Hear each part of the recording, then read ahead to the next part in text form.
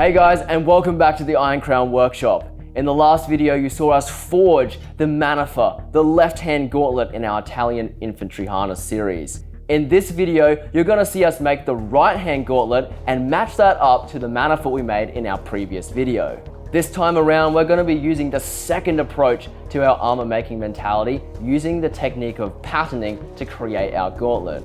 If you guys have liked the content that you've seen here on the channel, please like this video and subscribe to our channel. And if you want to get behind our team and support our endeavor to make historical armor and this infantry harness project, please consider supporting us over on Patreon. That would be much appreciated.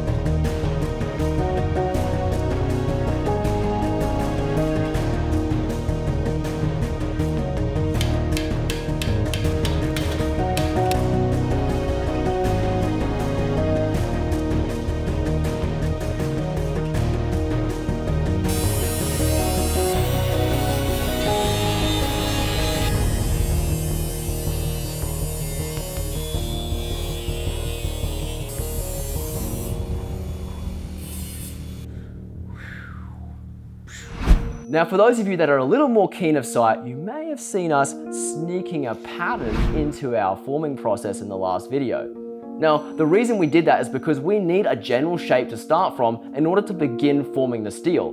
But ultimately, we did all of the shaping with the hammer and the torch. Alternatively, with our second approach and patterning, we're actually engineering the shape of the gauntlet into the paper itself, even before we touch the hammers. So what is a pattern and how are we going to use that for our gauntlet? A pattern is a two-dimensional representation of the piece of armor that we're trying to make. It can be traced out onto the steel and then cut out to begin the armor forming process. An armorer's patterns are incredibly valuable and personal to the armorer. They often have lots of little notes and key details related to that specific piece of armor that he's trying to make. Essentially, patterns are the blueprints of an armor. Since we don't have a pattern for Italian gauntlets at this workshop, we're starting from the very beginning, making it from scratch. To do this, I began making a cone shape with cardstock paper and masking tape. Using a Sharpie, I traced the general shape of the cuff I could see from the original artifact. We're using paper first here before working in steel because it's faster and easier to make changes than in steel. Now the first pass does look quite rough, but that's okay since we use a process of iteration, adding a little more detail each time to get the final pattern. For the handpiece, we used the round stake as a good approximation of our wrist diameter and worked to get the thumb and the correct angle for the back of the hand relative to the original. The patterning process can be intricate and time-consuming, but after a few renditions and quite a few hours, we have something we can finally cut out in steel. While you see us using paper here as part of our process of patterning and how we're approaching making the armor in this video, historically, as far as I know, there isn't really that much evidence that they use patterning in armor making. And there's a couple reasons for this, and it makes a lot of sense when you start thinking about the context of the world of where they're making this armor. For example, paper was an incredibly valuable resource in this time. We don't really see any evidence of paper mills until the mid-14th century in Italy, and even still, paper is this valuable resource being used for much more essential items like books and maps. Add to that, the historical armor making process overlaps a lot more with blacksmithing than in modern times, where the armorers are working in teams of apprentices and craftsmen to draw out the blanks of steel from much thicker steel before they ever put any of the shape required to create the pieces of armor.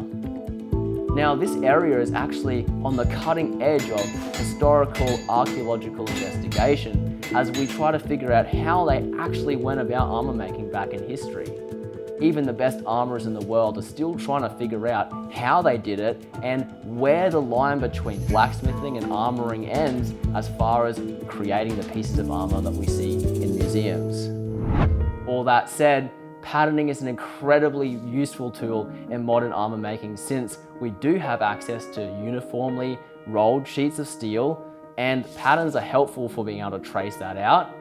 Not only that, but they also give us a way of reliably replicating armor over and over again, as well as capturing lessons and mistakes and key details as we go on that journey of armor discovery and how it was made here in the 21st century.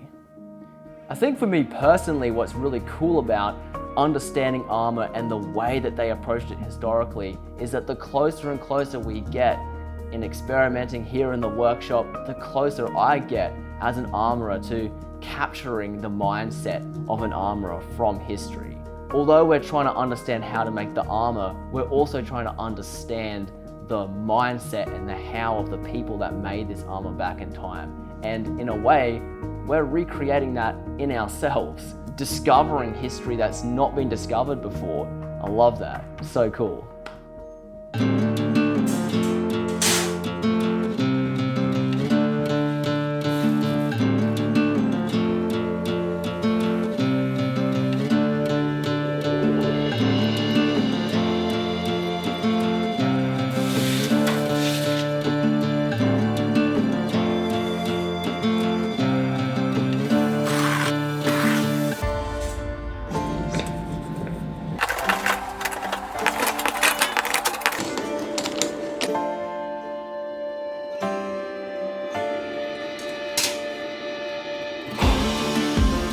Now the process we're using here to form the pieces for the right hand of our gauntlet is known as hammer rolling. Unlike what we did in the Mannifer video, we aren't trying to just get the piece around. Instead, what's key here is that we're trying to get as smooth as possible finish, since most of the complexity has already been taken care of by our pattern.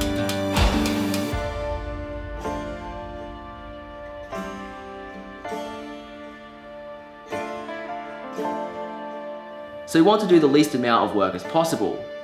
Our priority with hammer rolling is not to forge the piece necessarily, but it's to almost spread those hammer blows across the piece, backing off on the force and allowing the hammer to just dance across the surface of the steel.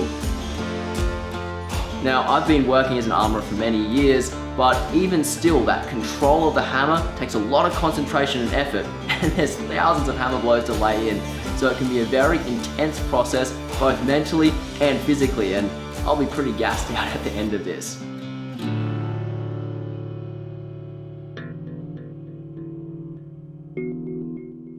So I've just laid in our initial hammer rolling passes, and now we're moving over to this round stake to bring the piece around into a circular shape of the cuff.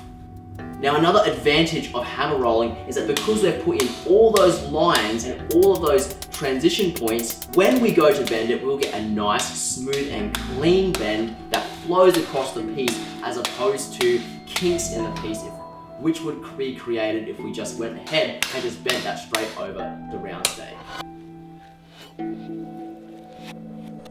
Besides enabling us to roll the steel around into a cylindrical shape, hammer rolling also enables us to control how it is and where we're putting that shape into the steel.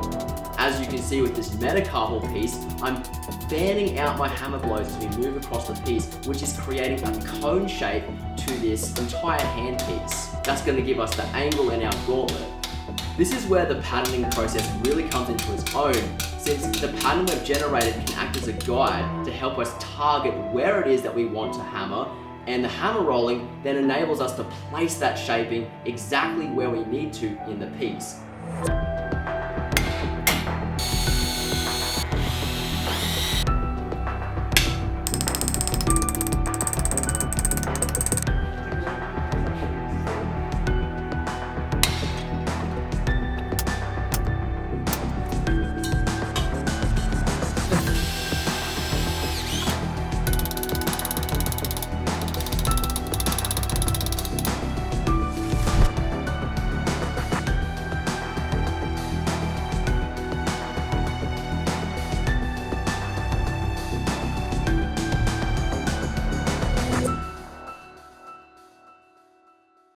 Well, that was a lot of hammering. We've got 2 pieces out of that, and look at that. They go together to create the right hand of our gauntlet. But we're not done yet.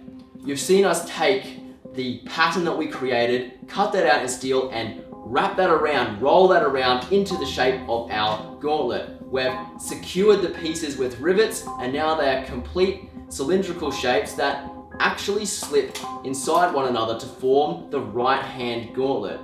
Now, they're not quite fitting together as snugly as I'd like, since the diameters aren't quite exactly matched. In order to fix that problem, we're going to be heating up the steel and offsetting this overlap here so we get a nice smooth transition between the pieces. That should then enable the pieces to telescope inside of each other, and a screw will then be fastened through these 2 holes, locking the pieces together. And I reckon that'll help them fit together just so.